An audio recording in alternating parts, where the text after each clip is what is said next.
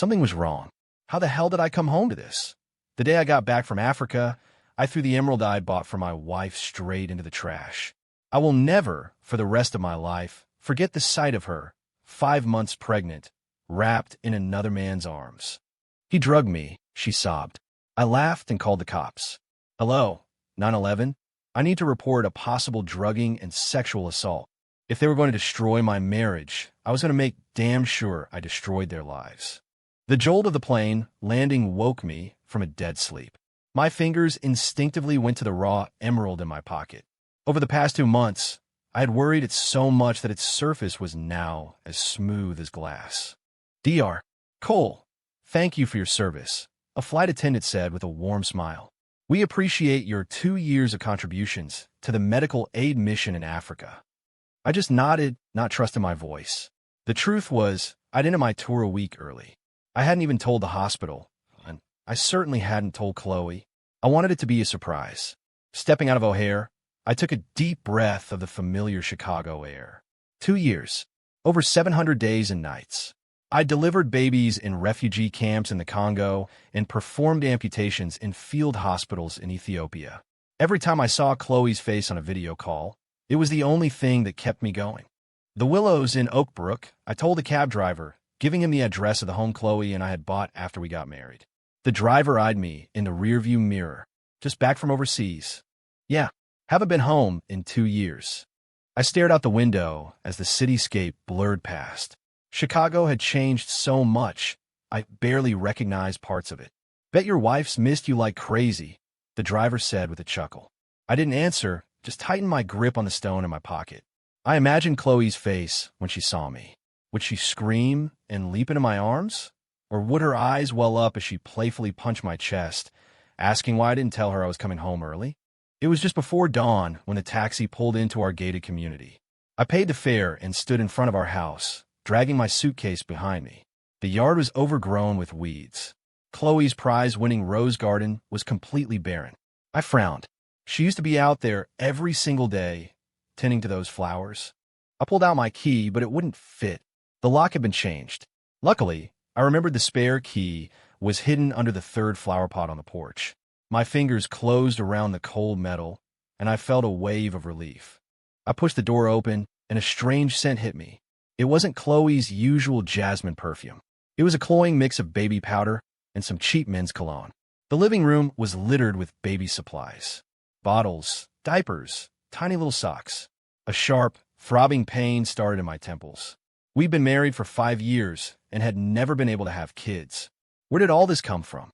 Then I heard muffled voices and a soft laugh from upstairs. I left my suitcase by the door and crept up the stairs. The master bedroom door was cracked open, a sliver of warm, yellow light spilling into the hallway. Ryan, stop it. You'll hurt the baby, came Chloe's voice, laced with a playful coyness I'd never heard before. What's there to be scared of? You're 5 months along. He's perfectly safe, an unfamiliar male voice answered with a smug laugh. Besides, your husband doesn't get back until tomorrow, right? What the fuck? My whole life's been stolen from under me. Who is this son of a bitch? My fingers froze on the doorknob, the blood turning to ice in my veins. Through the crack in the door, I saw Chloe, half reclined on our bed, as a young man leaned over and kissed her neck. But the real gut punch was the unmistakable swell of her belly, clearly visible in the morning light. What the hell are you doing? My voice was a shard of ice. The two on the bed sprang apart, as if electrocuted. Chloe's face went white. Her lips trembled. Ethan, how are you back? You weren't supposed to be here until... My gaze shifted from her obviously pregnant stomach to the young man's face. He looked to be about 23, maybe 24, handsome, and now staring back at me with pure defiance. Who is this? I asked, biting off each word. I'm Ryan Shaw, the kid said, pausing for effect. Chloe's partner. Chloe scrambled to my side, grabbing my arm. Ethan, please, let me explain. Ryan drugged me. I woke up, and then I found out I was pregnant. I couldn't get an abortion. It's a life.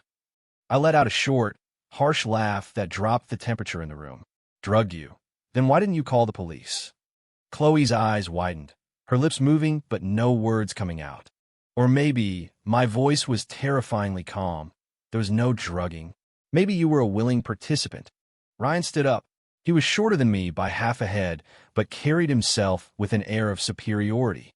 Look, Dr. Cole, it is what it is. Why don't we talk about this like adults? Chloe told me she stopped loving you a long time ago. Your marriage was. My fist moved faster than his words. I wasn't wasting my breath on him. He didn't deserve it. A hard right hook smashed into his face, sending him stumbling back against the wall, blood gushing from his nose. Ethan, what are you doing? Chloe shrieked, trying to get out of bed. I ignored her. I grabbed Ryan by the collar and hit him again, a clean shot to the jaw that sent a tooth flying. He crumpled to the floor, whimpering, all of his earlier arrogance gone. Under Illinois state law, that's aggravated battery, which carries a sentence of 2 to 5 years, I said coldly, pulling out my phone.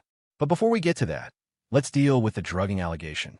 Since Chloe is accusing you of sexual assault, we should let the law handle it. I dialed 911. Hello, I need to report a crime. Don't. Chloe lunged for my phone, but I sidestepped her easily. She fell to the floor in a heap of tears. Ethan, please don't do this. Making a scene won't be good for anyone. I hung up before the dispatcher could answer and looked down at my wife. You have 2 choices. 1, we get a divorce, effective immediately, and you walk away with nothing.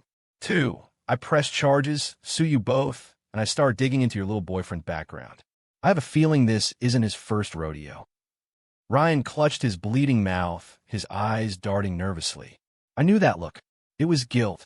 I'd seen on 1,000 faces in Africa, on criminals and liars right before they were exposed. I'll take the first option, Chloe sobbed.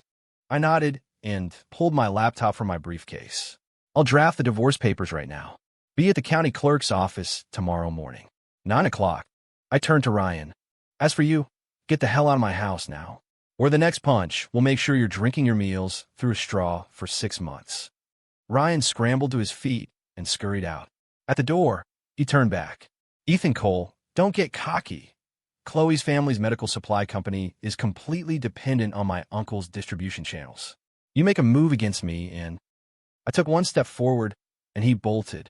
I heard the front door slam shut. I turned to look at Chloe, still sobbing on the floor. So that's what this is about. She lowered her head, saying nothing, which was all the confirmation I needed. I scoffed and started packing a bag with my essentials. When I left 2 years ago, Vance Medical was on the brink of bankruptcy. I was the one who used my contacts with international aid organizations to get them the contracts in Africa that saved their asses. It seemed that while I was gone, the Van Cess had found themselves a new cash cow. Just as I was zipping my bag, the doorbell rang furiously. I went downstairs and opened it. My mother-in-law, Eleanor Vance, CEO of Vance Medical, stood on the porch. Ethan, how dare you assault him? She screeched the moment she stepped inside. I brought Ryan in to help the company. Do you have any idea how much we rely on his uncle's supply chain? My face was a mask of stone. So he gets to sleep with my wife as a bonus for helping the company. Eleanor's expression faltered for a second before hardening again into that familiar, condescending glare. Chloe told me everything. Ryan took advantage of her. It's in the past. There's a child on the way. Can't you be the bigger person here? The bigger person? I sneered. Sure. How about this? I'll go get a vasectomy tomorrow and dedicate my life to raising Chloe's baby. Is that big enough for you, Eleanor? She was speechless, her face turning purple with rage. Mom, stop it. Chloe came down the stairs in her pajamas, her eyes swollen and red. Eleanor turned on her daughter. Chloe, don't you worry. Your mother is here. If Ethan Cole dares to divorce you, I'll make sure he's blacklisted from every hospital in this state. I pulled out my phone and played the audio I'd recorded a few minutes earlier. Ryan's voice filled the room, clear as day. Chloe told me she stopped loving you a long time ago. I hit pause. Mrs. Vance, are you sure you want to escalate this? Adultery makes for a messy divorce. The media loves a good high society scandal. Eleanor's face went chalk white. Vance Medical's reputation was already shaky. A scandal like this would destroy it. Tomorrow, 9 o'clock, City Hall. I grabbed my bag and walked to the door. I slammed it shut behind me, not bothering to look back at the expressions on their faces. The night air was cold on my face. I took a deep breath, pulled out my phone, and dialed a number I hadn't called in a long time. Ava, it's Ethan Cole. About that African medical project you mentioned last year. I've thought it over. I'm in. After hanging up, I took the raw emerald from my pocket and tossed it into a curbside garbage can. Son of a bitch. Just like that, my life was over. I stood at the floor-to-ceiling window of my hotel room, looking out at the glittering Chicago skyline. It had been 3 days since I'd left my home. My phone was overflowing with missed calls and texts from Chloe, Eleanor, even a few colleagues from the hospital. I ignored them all. On the desk, my laptop screen glowed with the document I just finished, divorce agreement draft. My phone buzzed again. This time, it was Mark Riley, my best friend since kindergarten. He was a department head at the FDA now. Mark, it's me. Ethan, I've got something on that thing you asked me to look into. Mark said, his voice low. Vance Medical started sourcing catheters and stents from a company called Shaw Diagnostics last year. 3 separate batches have had official quality complaints filed against them. My knuckles went white around my whiskey glass. What kind of problems? Stents fracturing, catheters leaking. But every single complaint was buried, Mark said. And what's weirder, Shaw Diagnostics has a registered capital of only $500,000, yet they're landing these multi-million-dollar contracts. And Ryan Shaw's uncle is the owner? That's right. And get this. Mark's voice dropped even lower. I found a record of Ryan Shaw being involved in a similar scandal at another medical firm a couple of years back. The CEO's daughter nearly killed herself over him. A cold smile touched my lips. So he's a predator. Mark, can you send me the documentation on those complaints? Already in your inbox. Ethan, what are you planning to do? First, get the divorce, I said, staring into the night. Then, make the people who need to pay. After the call, I opened my email. Mark had sent everything. Complaint logs, lab reports, even a few gruesome photos of patients who had developed post-op complications. I could immediately tell the material used in those stents was dangerously substandard. Just as I was downloading the files, the doorbell rang. I looked through the peephole. It was Chloe, her eyes puffy and red, holding a thermal container. I opened the door but blocked the entrance with my body. What do you want? Ethan, her voice trembled. I made you some soup. It's your favorite, the beef stew. I'm not hungry, I said flatly. Just be at the courthouse tomorrow. She suddenly grabbed my arm, her grip surprisingly strong. Ethan, I know I messed up. It was Ryan. He seduced me. He said he could save my family's company and my mother. She kept pressuring me to have a baby. I shook her hand off. So you saved the company by sleeping with him? By getting pregnant with a child? You could have talked to me, Chloe. We were married for 5 years, while I spent 2 years in Africa, performing a dozen surgeries a month just so I could get home to you sooner. My voice started to shake with rage. Do you have any idea that I contracted malaria my first week there? I had a fever of 104 and almost died in that damn clinic. But I pulled through because I kept telling myself you were waiting for me. Tears streamed down Chloe's face. Ethan, 9 o'clock tomorrow. Don't be late. I shut the door in her face. Leaning against it, I took several deep breaths to steady myself. I went back to the desk and continued compiling my evidence. In addition to what Mark sent, I logged into Vance Medical's internal server. The password was still Chloe's birthday. She never changed it. The financial statements that popped up made me narrow my eyes. In the last quarter of last year, Vance Medical's procurement cost had suddenly jumped by 30%, while their sales had dropped by 15%. That timeline lined up perfectly with when Shaw Diagnostics became their main supplier. Kickbacks, I muttered. That would explain why such a shoddy product was getting approved. As I was taking screenshots, my phone rang again. A number I didn't recognize. Hello, a woman's voice asked. My name is Lauren Webb. I'm a reporter with Medical Frontier. I was hoping to ask you a few questions about your time with the African Aid Mission. I frowned. How did you know I was back in the country? Well, she hesitated. We received an anonymous tip that you'd ended your mission early. The source also provided some interesting material. My stomach dropped. What kind of material? A photograph of your wife with a Mr. Ryan Shaw, she said, pausing for a beat, and a copy of your wife's medical records confirming her pregnancy. I gripped the phone tightly. This had to be Eleanor or Ryan. They were trying to get ahead of the story by smearing me in the press. Ms. Webb, I'd advise you not to run that story just yet, I said, my voice calm, because I have a much bigger one for you. One involving defective medical devices and corporate bribery. There was a moment of silence on the other end. You're talking about the cafe in the Aeon Center. 2 o'clock tomorrow. Bring your recorder. I hung up. The next morning, I arrived at the county clerk's office half an hour early. Chloe was 20 minutes late. She looked pale and drained, and Eleanor was nowhere in sight. My mom. She doesn't want us to get a divorce, Chloe said in a low voice. She hid my driver's license and our marriage certificate. I pulled copies from my briefcase. I came prepared. The process was surprisingly quick. When the clerk asked for the reason for divorce, Chloe just stared at the floor. I answered for her, my voice even, irreconcilable differences. When the final stamp hit the divorce decree, Chloe suddenly grabbed my hand. Ethan, I'm so sorry. I know what I did was wrong. Please, give me one more chance. I can terminate the pregnancy. I pull my hand away. Don't. I wish you and your child all the best. Walking out of the courthouse, the sunlight was blinding.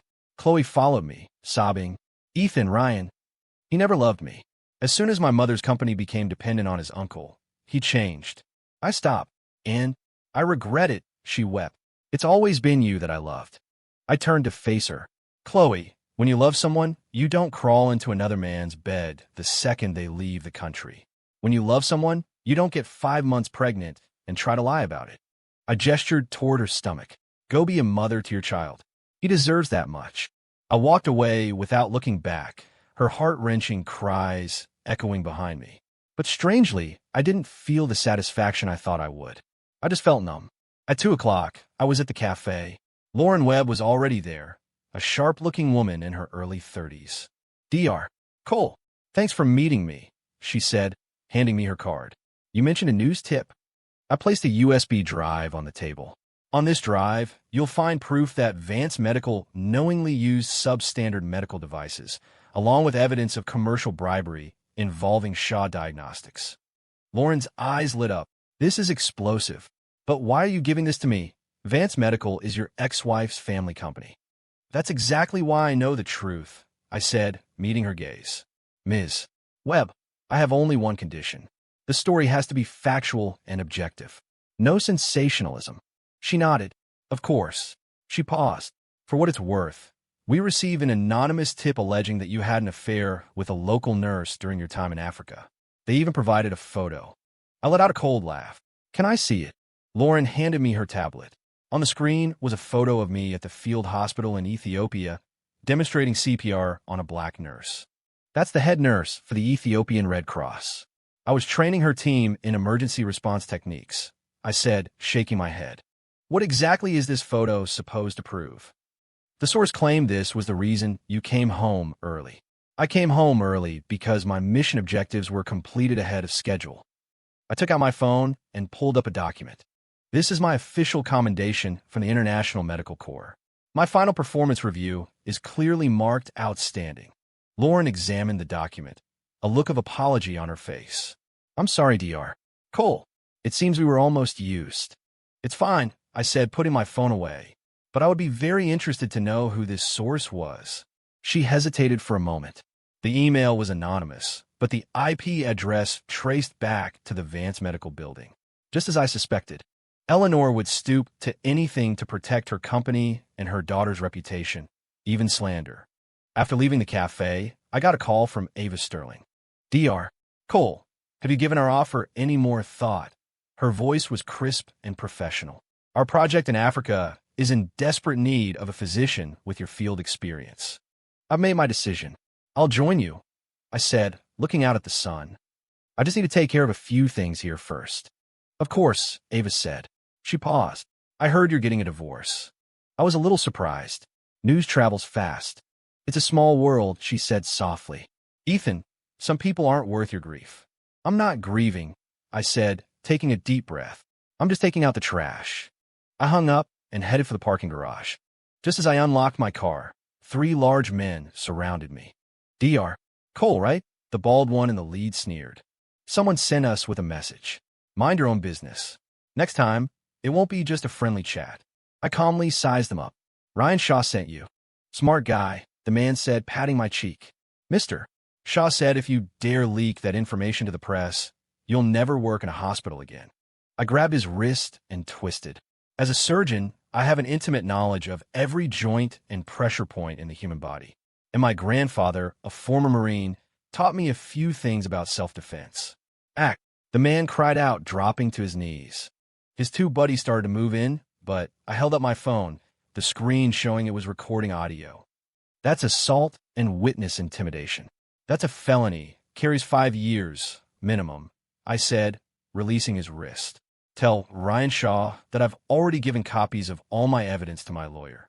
If anything happens to me, that data goes straight to the FDA and every major news outlet in the country.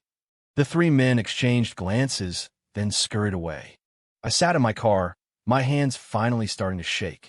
This wasn't the end. It was just the beginning. Ryan and Eleanor wouldn't give up this easily. I had to be ready for an all-out war. Starting the car, I glanced in the rearview mirror.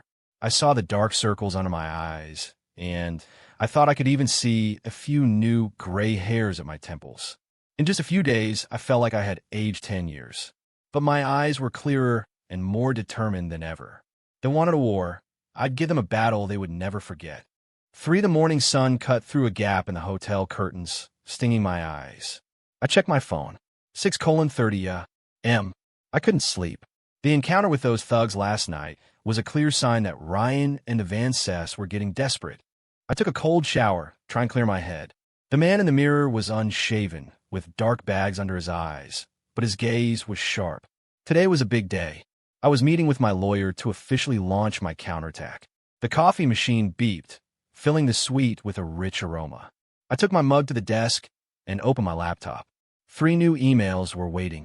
The first was from Mark at the FDA, with more internal documents detailing the dealings between Shaw Diagnostics and Vance Medical. The second was from Lauren Webb at Medical Frontier, with a draft of her questions for our interview. The third was from Chloe Vance. The subject line read, "Please." I deleted the third email without opening it and clicked on Mark's attachments. This new batch of files was even more damning than the first, even including surveillance photos of Ryan's uncle, Jonathan Shaw, meeting with Eleanor Vance. In one photo, Shaw was sliding a thick manila envelope across the table to Eleanor. The smoking gun, I muttered, saving the images. My phone vibrated. It was my lawyer, Mr. Davis. Dr. Cole, I'm in a lobby. I'll be right down. Mr. Davis was recommended by a mentor, a legal heavyweight with a reputation for never losing a case. As the elevator descended, I ran through my objectives for the day. First, ensure the divorce settlement was enforced. Second, initiate legal proceedings against both Vance Medical and Shaw Diagnostics. In the lobby cafe, Mr. Davis was waiting. He was a man in his 40s, with a tailored suit and the sharp eyes of a hawk. Dr. Cole, he said, shaking my hand. Did you bring the files? I handed him the USB drive. It's all there. Evidence of commercial bribery, the defective product reports, and the audio recording of me being threatened. Mr. Davis scanned the files on his laptop, a faint smile playing on his lips. This is more than enough. He looked up at me. Are you sure you want to do this? Once we file, there's no going back. The second I walked out of that house, I never planned on looking back, I said, my voice steady. Mr. Davis nodded. Very well. This morning, I will file 2 motions with the court. One to enforce the terms of your divorce agreement, and a second lawsuit against Vance Medical and Shaw Diagnostics for corporate fraud and product liability. And witness intimidation, I added. Precisely. I've already contacted the police. They'll be pulling the hotel security footage to identify those 3 individuals. Mr. Davis closed his laptop. However, Dr. Cole, I advise you be careful for the next few days. When a cornered animal gets desperate, it can be unpredictable. I know, I cut him off. I'm ready. After he left, I took a taxi to the hospital. I was still technically on leave, but I needed to collect my personal belongings and speak with the hospital director. Northwestern Memorial. I used to be so proud to work here. Walking down the familiar hallways, I noticed a few colleagues giving me strange looks. Some pretended not to see me. Others offered a sympathetic glance. Dr. Cole. Lisa, the head nurse, hurried over to me, her voice a hushed whisper. What are you doing here, Mrs.? Vance is in the director's office right now. I raised an eyebrow. Perfect. Saves me the trouble of explaining things more than once. The door to Director Miller's office was slightly ajar. I could hear Eleanor's shrill voice inside. How can you keep a doctor with such depraved morals on your staff? He was sleeping around in Africa, and the moment he's back, he's assaulting people. I pushed the door open. Mrs. Vance, spreading libel behind someone's back is hardly a sign of high moral character. The atmosphere in the room turned to ice. Director Miller stood up awkwardly, and Eleanor's face went rigid with fury. Ethan Cole, you have a nerve to show your face here? Eleanor shrieked, pointing a finger at me. We're pressing charges for what you did to Ryan. I calmly placed a folder on the director's desk. Director Miller, this is my work report for my 2 years in Africa, along with my official evaluation from the International Medical Corps. As for Mrs. Vance's accusation of sleeping around, I took out my phone and played the recording of the 3 thugs threatening me. Director Miller's expression shifted from awkwardness to shock. Dr. Cole, what is this? Vance Medical and Shaw Diagnostics are suspected of commercial bribery and distributing defective medical products. I am currently cooperating with an FDA investigation, I said, watching the color drain from Eleanor's face. And in order to cover it up, Mrs. Vance has resorted to slander. Eleanor shot to her feet. You're lying, Director. Don't listen to a word he says. Mrs. Vance, I interrupted. Would you like me to call Lauren Webb at Medical Frontier right now and have her publish those photos? The ones of Jonathan Shaw sliding you an envelope full of cash. Eleanor looked like a fish gasping for air, her mouth opening and closing silently. Director Miller sighed. Dr. Cole, your performance here has always been exemplary, but this is a complex situation. The board will likely require you to take a temporary leave of absence, pending an internal investigation. I hope you'll tell your friend at the FDA this is just standard procedure. That won't be necessary, I said, placing my pre-written resignation letter on his desk. I came today to clean out my office. Mark already knows. When I left the director's office, I found a small crowd of nurses and doctors gathered in the hallway. They parted silently to let me through. Someone whispered, "Stay strong, Dr. Cole." In that moment, their quiet support meant more than anything. After packing up my office, I was about to leave when I ran into Chloe at the elevators.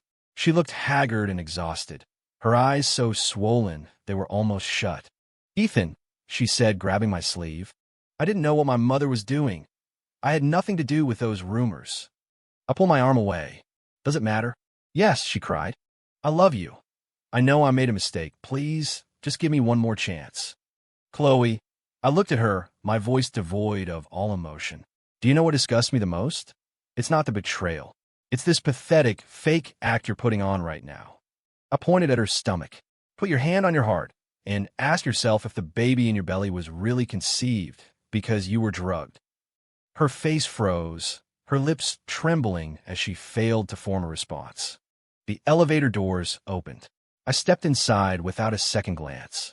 Just before the doors closed, I heard her scream, Ethan Cole, you'll regret this. Stepping out of the hospital, the bright sun made my eyes ache.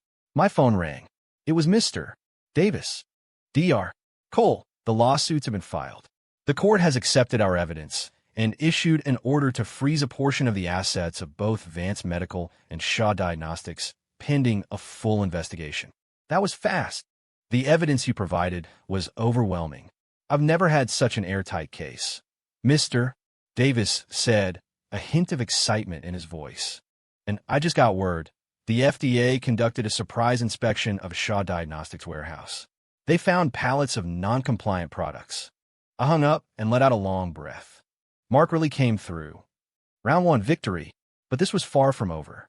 I took a cab to a coffee shop in the Loop where Lauren Webb was waiting. She looked even more professional today, her recorder and camera already on the table. Dr. Cole, is it true the FDA raided Shaw Diagnostics this morning? She asked before I even sat down. I nodded, and the courts have frozen their assets. Her eyes widened. Can you tell me everything? For the next 2 hours, I laid it all out. The story of how Vance Medical had fallen from a reputable company into this mess, and how Ryan Shaw had manipulated his way into Chloe's life. I kept my personal feelings out of it, focusing only on the corporate corruption and the risks to public health. This is a massive story, Lauren said, her expression serious. But I have to verify every single detail before I could publish. Of course, I said, handing her another USB drive. This has originals of all the evidence. I paused.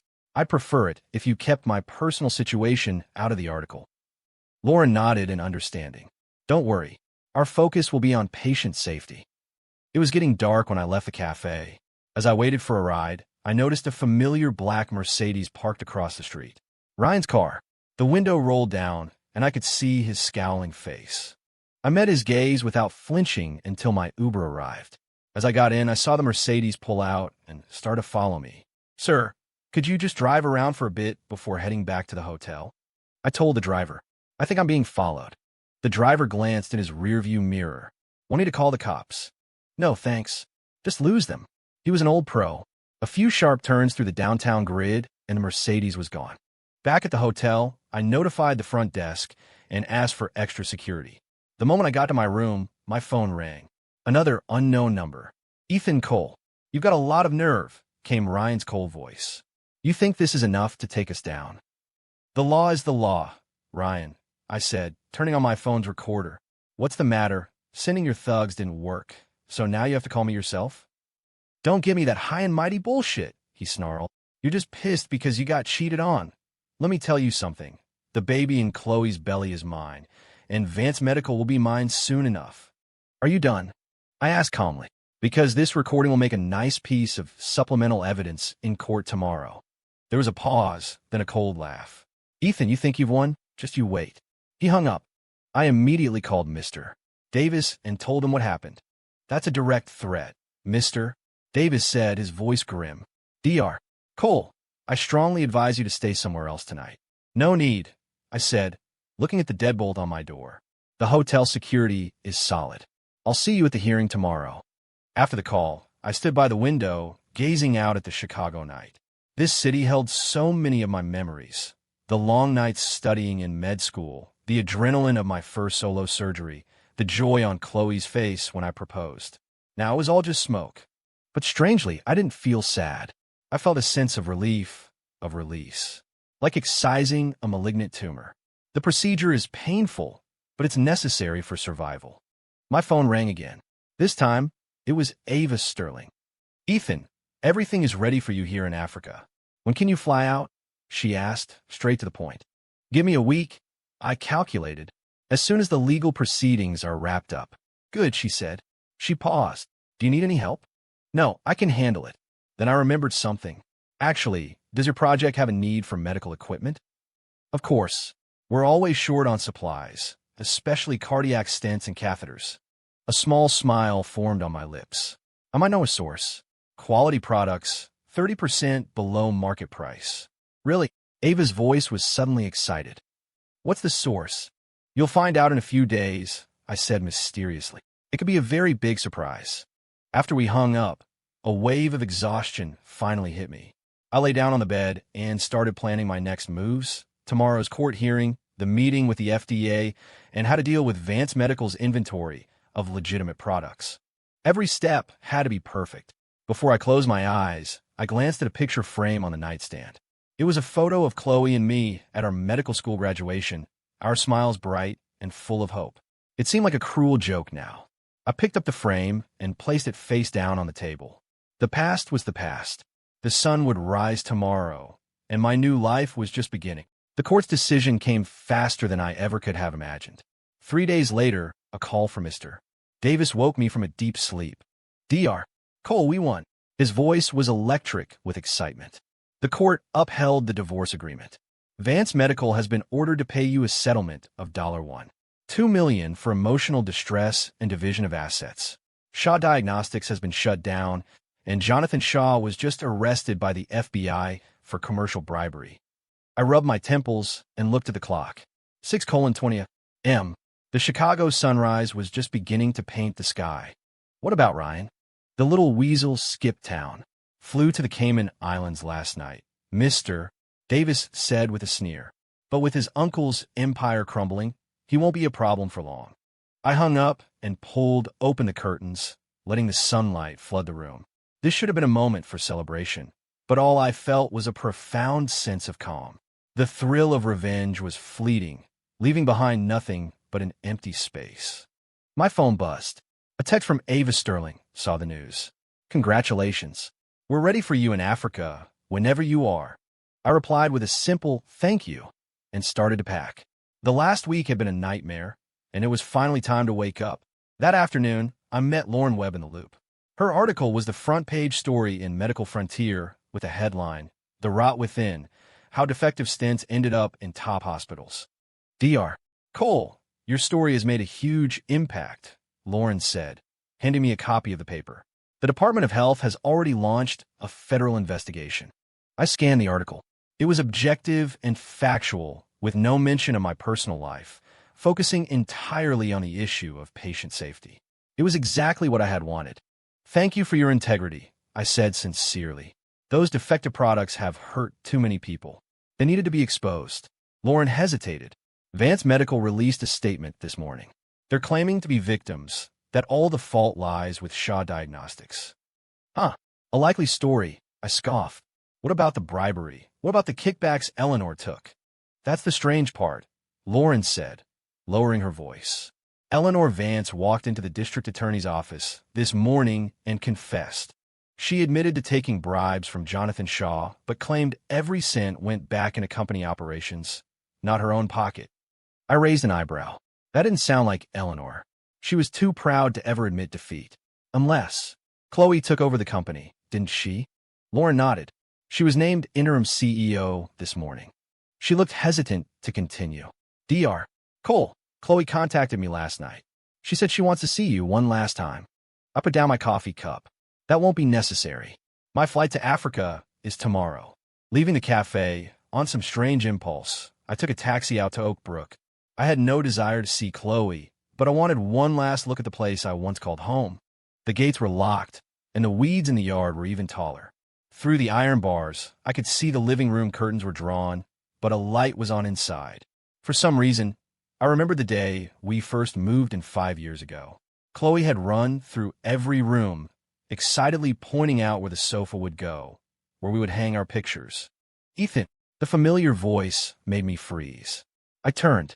Chloe was standing a few feet away, holding a bag of groceries. She had lost a lot of weight, and even her loose-fitting dress couldn't hide the prominent curve of her stomach. We stared at each other in silence for a few moments before she spoke. "I had a feeling you might come." "I left something behind," I lied. "In the study." She nodded and unlocked the gate. "Come in." The house looked mostly the same, but it was filled with a strange smell, a mix of herbal medicine and baby powder. I walked straight to the study and pretended to look for something. In reality, there was only one thing I wanted: the collector's edition of Grey's Anatomy my mentor had given me in medical school. It represented the start of my career. "Ethan," Chloe said, standing in the doorway, her voice thick with emotion. "My mother confessed." I closed the book without turning around. "I know. The company is a wreck. Our suppliers have all canceled their contracts. The bank is calling in our loans." Her voice trembled. I don't know what to do." "That's your problem now," I said, turning to face her. "We're divorced, remember?" Tears streamed down her face. "I know I have no right to ask you for help, but for the sake of the 5 years we had." "The 5 years we had?" I laughed, a cold, empty sound. "Chloe, when you were carrying his child, did you ever once think about our 5 years?" I pointed at her belly. She covered her face and began to sob. "I was wrong. I know I was wrong. Ryan was a monster. He only got close to me to get control of my family's company." "What good does saying that do now?" I said, walking toward the door with my book. "Good luck." She suddenly grabbed my arm. "Wait." She pulled a check from her pocket. "This is the settlement from the court. I know it's not enough to make up for." I glanced at the check. $1. $2 million. The full amount. I was surprised. I had assumed with Vance Medical's finances in shambles, they would have tried to delay the payment. "Thank you," I said, taking the check. "Take care of yourself." As I walked out the front door, I could hear Chloe's cries behind me. "Ethan, did you ever love me?" I didn't turn around. I didn't answer. The question was meaningless now. The next morning, I was at O'Hare, Terminal 5. I checked my luggage, carrying only my copy of Grey's Anatomy and a small carry-on. Before going through security, I looked at my phone one last time. Over a dozen missed calls, all from Chloe, and one new text message, Ethan, I'm going to terminate the pregnancy. The doctors say it's risky, but I can't live with this shame. If something happens to me, please forgive me. I stare at the message for a long time. Finally, I type back 2 words, live well. Then I turned off my phone and boarded the plane. As the plane took off, I watched Chicago shrink below me. 2 years ago, I had left this city full of hope, counting the days until my return. Today, all I wanted was to fly as far away as possible. 12 hours later, the plane landed. When the cabin door opened, a wave of heat and the familiar, earthy smell of Africa washed over me. It felt strangely like coming home. Dr. Cole, over here. I looked toward the arrival's gate and saw Ava Sterling, dressed in a crisp white pantsuit that stood out in the crowd. She looked even more formidable in person than she did on video calls, with her sharp, intelligent eyes and shoulder-length hair. "Welcome to Africa," she said, taking my carry-on. "Was the flight okay?" "Not bad," I said, following her at the parking lot. "Thanks for coming to get me." Ava's SUV was parked in the VIP section, the logo for her company, Apex Medical Group, emblazoned on the side. Once we were in the car, she handed me a bottle of cold water. "It's a 2-hour drive to the facility. You should hydrate." As we drove out of the city, the modern buildings gave way to the breathtaking vistas of the African savanna. Ava gave me a brief overview of the project. Apex Medical had facilities in 5 different African countries. The one I was headed to, just outside Addis Ababa, was their largest combined medical center, training facility, and research hub. "You'll be the new director of medicine, in charge of the surgical team and all training programs," Ava said, glancing at me. "The pay might not be what you're used to back in the States, but I don't care about the money." I cut her off. "I just want to do meaningful work." Ava smiled. "Good. By the way, about that medical equipment source you mentioned." "Vance Medical," I said, looking straight ahead. "They have a massive surplus of high-quality, fully certified stents and catheters they need to liquidate. I can broker a deal for you, 40% below market price." Ava let out a low whistle. "That would be a godsend." She hesitated. "Given your history with the Vances." "It's purely business," I said calmly. "They need cash. We need equipment. It's a win-win." Ava nodded thoughtfully and didn't press the issue. 2 hours later, we pulled into a large, modern compound. Behind high walls were several white buildings. At the center, the flags of the United States and Ethiopia flew side by side. "Welcome to Apex Africa headquarters," Ava said with pride. "We have 200 beds, 3 state-of-the-art operating rooms, and the best training facility on the continent." She gave me a full tour and introduced me to the senior staff. Everyone treated me with an almost reverential respect, which made me slightly uncomfortable. Finally, Ava led me to my quarters, a small, private villa inside the medical compound. "Get some rest. Shake off the jet lag," she said from the doorway. 8 o'clock tomorrow morning, I'll introduce you to your first group of trainees." After she left, I looked around my new home. The furniture was simple but functional. On the desk was a new laptop and a stack of medical journals. I took out my phone and, after a moment's hesitation, turned it on. Dozens of unread messages flooded in, most of them from Chloe. The most recent one had been sent 2 hours ago. "The procedure is over. I made it. The baby is gone. Ethan, I'm so sorry. I wish you happiness." I stared at the message for a long time. I didn't reply. Putting the phone down, I walked to the window and watched a herd of gazelles racing across the distant savannah.